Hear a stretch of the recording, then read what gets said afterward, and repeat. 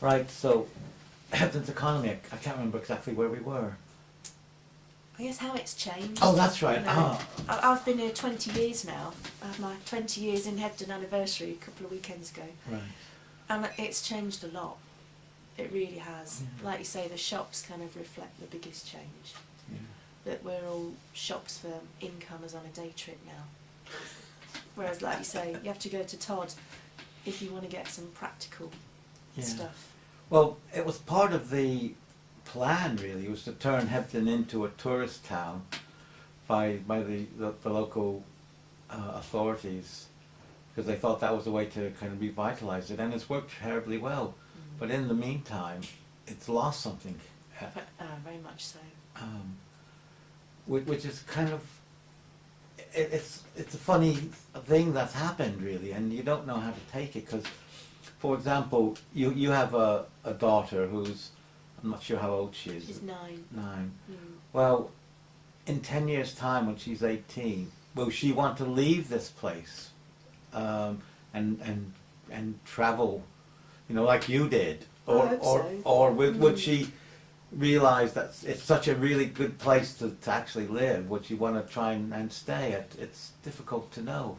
It's really difficult. Yeah.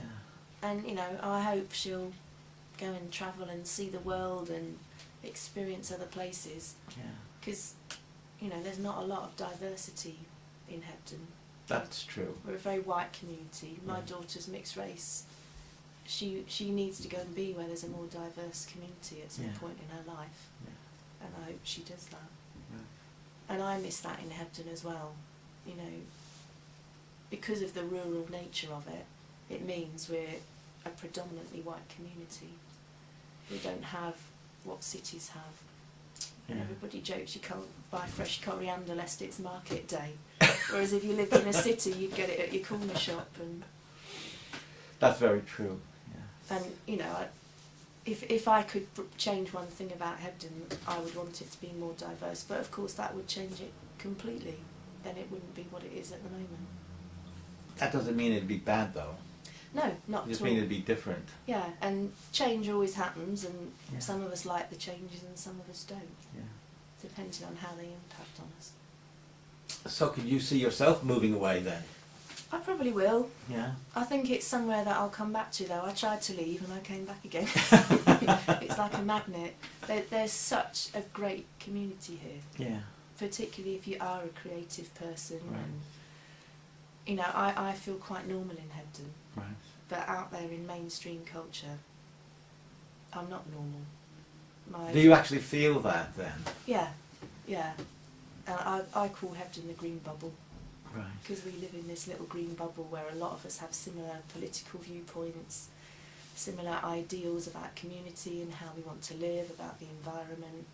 And that comes together really successfully in Hebden, which is great for all of us here. Yeah. And that's also a magnet that draws people. But it means when you leave that green bubble, you're confronted with mainstream culture. And it's different. Well, when you say mainstream culture, do you mean like the political power, or is it other? Is it attitudes? It's attitudes. Yeah. It's like all of our kids in Hebden, regardless of their family setup, they're all very familiar with blended families, with gay and lesbian parents, with separated parents. They're familiar with lots of combinations of family setups in Hebden, and it's just familiar to them. They take it in their stride. Yet outside Hebden, that all could be quite unusual for a child. Right. So I think there's lots of things that we're quite extreme in some ways compared to mainstream culture. Right. In the way we live here. Yeah. That suits most of us. That's why we're here. It sounds like for you, there's a bit of a dilemma in the fact that you like the little green bubble, but you miss the diversity. And so maybe you could. How can you combine both then? How do you do that? How can you? Well, I guess it's through work. You leave the valley for work, and there's very little work in the valley. Yeah. That's stayed. Yeah. you know, I do work in the valley with schools and stuff. Right. But you know, if you really want to earn a living, you have to leave the valley. So through your work, you can go and work in all the cities around. Yeah. And you know, there's lots. It's only half an hour on a train. Yeah. So I think that at the moment, while my daughter's needing to be at home and steady and stable, that's the solution. Right. To travel out for work. And Well, it occurs to me that you did study in Brighton, and it also has a reputation similar to Hebden in the sense that there are lots of gay people, but they have the Green MP, the first Green MP, and it's by the seaside, and there's countryside behind it. Yeah. Do you go back there? You still know people there and go back there? How can you compare the two in any way? In some ways, they're very similar. There's a massive creative community. Right. Yeah, there's the gay and lesbian communities there. But there are a lot of similarities. There's a lot of, like you say, the environmental attitudes. There's probably more vegetarians in Hebden and Brighton than other towns in Britain. They're towns that I feel comfortable living in, where I find like-minded people who are like me. Yeah. So I'm comfortable there. Is there any connection between the two towns? Do you know of? I think in terms of people traffic, Right. I meet a lot of people in Hebden that have previously lived in Brighton. Oh, right. So that there's definitely people traffic. Right. And I know a very direct people traffic.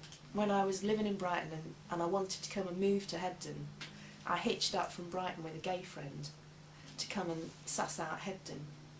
And then when I was hitching back again, I hitched out of Leeds and I got a lift with a couple of people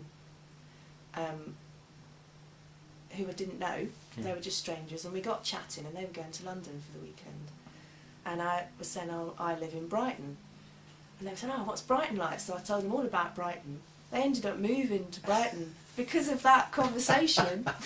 They stayed in Brighton for a bit. Now they're back in the valley. Yeah. So we all laugh about that one lift hitch. Really? Of me moving up here, made them move down to Brighton.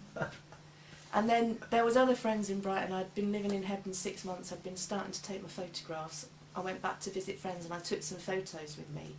And I showed them to some friends and they went, wow, it's beautiful. We want to come to Hebden. So they came up to look for somewhere to live, didn't find anywhere, got back to Brighton station, bumped into a friend of one of their parents who said, I've got a house in Hebden that's empty. Go and rent it from me. So that, so they moved to Hebden. So that Hebden-Brighton connection, I think it's strong in terms of people traffic. Yeah, it's quite unusual, isn't it, that, I think? I think like-minded people will find each other. Right. When I travelled in Asia, I was sitting in a tiny cafe in Darjeeling on my birthday. A tiny cafe, smaller than the room we're sitting in. At the table behind me were two people we knew from Brighton. Really? Yeah. I was on a tiny ferry coming off a Thai island. On the ferry was someone I knew from Brighton. It's a ferry with 25 people on it. Synchronicity, is it? Yeah, I just think if you're into certain things, you're pulled to certain things, and there you'll meet other people that are pulled by the same things. Right. Yeah. Right. So yeah, who knows? Right. Well, I suppose I will ask you now, is there anything I haven't asked you about that you would like to talk about or give an opinion on, or something you said earlier that you wanted to say a bit more about? Is there anything else that you would like to say that I haven't actually asked about?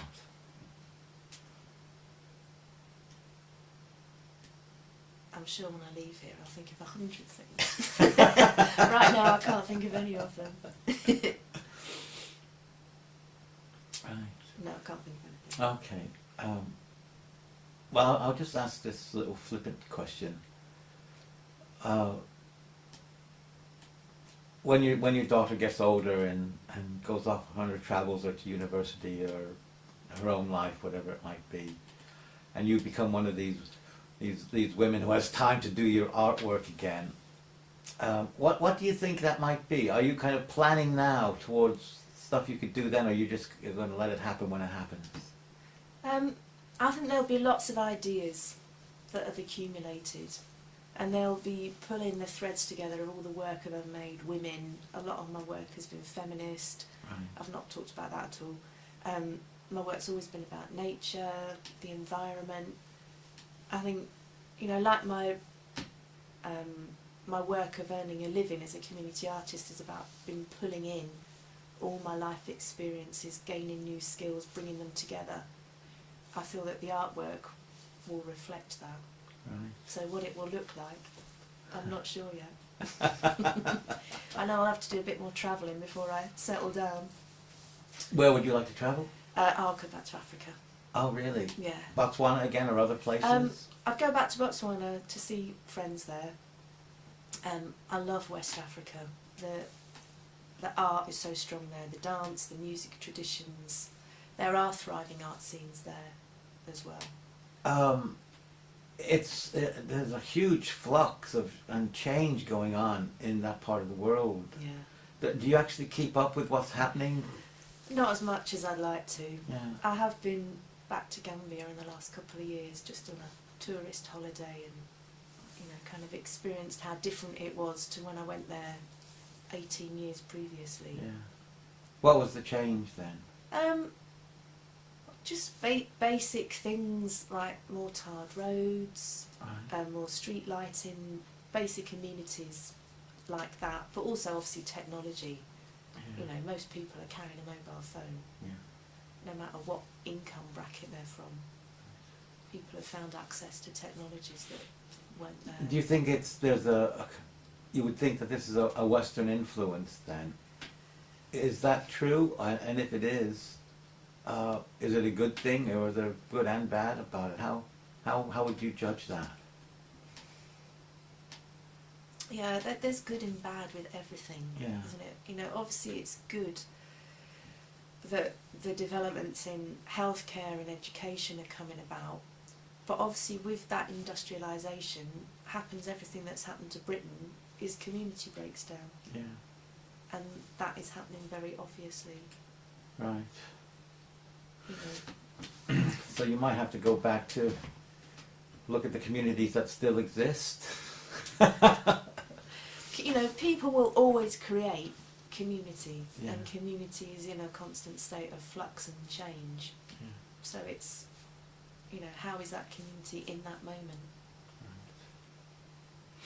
Right. Well, I should finish now, but the word community, have you got a definition for it? I guess it's how. Well, it's massive, isn't it? Because it's not just geographical. A community is the people that live on this street. Yeah. But a community is a global community, especially now with internet. A community can be made up of people of interest, with shared interests, or it can be because you live next door to someone. It's massive. It's just a collection of people, isn't it? That's what community is. Okay, that's fine. That's fine. That's good.